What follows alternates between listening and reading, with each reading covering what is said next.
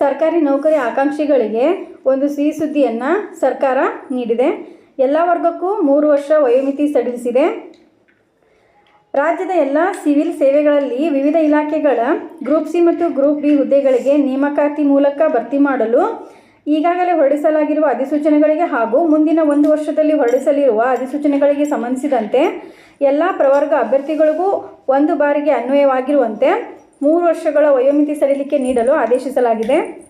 ರಾಜ್ಯ civil ಸೇವೆಗಳಲ್ಲಿನ group D ಮತ್ತು group C ಹಾಗೂ ಗ್ರೂಪ್ ಬಿ ಹುದ್ದೆಗಳಿಗೆ ಅರ್ಜಿ ಸಲ್ಲಿಸುವ ಅಭ್ಯರ್ಥಿಗಳು ಸರ್ಕಾರಕ್ಕೆ ಮನವಿ ಸಲ್ಲಿಕೆ ಮಾಡಿದ್ದರಿಂದ ಕರ್ನಾಟಕ ರಾಜ್ಯದಲ್ಲಿ ಕೋವಿಡ್-19 ಸಾಂಕ್ರಾಮಿಕ ರೋಗ ಮತ್ತು ಇತರೆ ಕಾರಣದಿಂದ ಪದೇ ಲಾಕ್ಡೌನ್ ಆಗಿದ್ದರಿಂದ ವಿವಿಧ ಇಲಾಖೆಯಲ್ಲಿನ ಖಾಲಿ ಹುದ್ದೆಗಳ ನೇಮಕಾತಿಯನ್ನು ಸರ್ಕಾರವು ಮುಂದೂಡುತ್ತಾ ಬಂದಿರುತ್ತದೆ.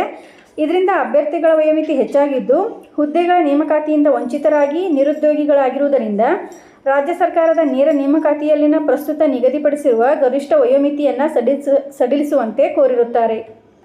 ಗರಿಷ್ಠ ವಯೋಮಿತಿಯನ್ನು ಹೆಚ್ಚಿಸುವ ಕುರಿತು ಸ್ವೀಕರಿಸಲಾಗಿರುವ ಮನವಿಗಳನ್ನು ಪರಿಶೀಲಿಸಿದ್ದು, ರಾಜ್ಯ ಸಿವಿಲ್ ಸೇವೆಗಳಿಗೆ ಮಾಡುವ ನೇರ ನೇಮಕಾತಿಯಲ್ಲಿ ಗರಿಷ್ಠ ವಯೋಮಿತಿಯಲ್ಲಿ ಸಡಿಲಿಕೆಯನ್ನು ಒಂದು ಬಾರಿಗೆ ಮಾತ್ರ ನೀಡಲು ತೀರ್ಮಾನಿಸಿ ಈ ಕೆಳಕಂಡಂತೆ ಆದೇಶಿಸಿದ್ದ ರಾಜ್ಯ ಸಿವಿಲ್ ಸೇವೆಗಳಲ್ಲಿನ ವಿವಿಧ ಇಲಾಖೆಗಳ ಗ್ರೂಪ್ ಸಿ ಹಾಗೂ ಗ್ರೂಪ್ ಬಿ ಹುದ್ದೆಗಳಿಗೆ ನೇರ ನೇಮಕಾತಿ ಮೂಲಕ ಭರ್ತಿ ಮಾಡಲು ಈಗಾಗಲೇ ಹೊರಡಿಸಲಾಗಿರುವ ಅಧಿಸೂಚನೆಗಳಿಗೆ ಹಾಗೂ ಮುಂದಿನ 1 ವರ್ಷದಲ್ಲಿ ಹೊರಡಿಸಲಿರುವ ಅಧಿಸೂಚನೆಗಳಿಗೆ ಸಂಬಂಧಿಸಿದಂತೆ ಎಲ್ಲ ಪ್ರವರ್ಗಗಳ ಅಭ್ಯರ್ಥಿಗಳಿಗೆ ಒಂದು ಬಾರಿಗೆ ಅನ್ವಯವಾಗುವಂತೆ ಗರಿಷ್ಠ ವಯೋಮಿತಿಯಲ್ಲಿ 3 ವರ್ಷಗಳ ಸಡಿಲಿಕೆಯನ್ನು ನೀಡಿ ಆದೇಶಿಸಲಾಗಿದೆ.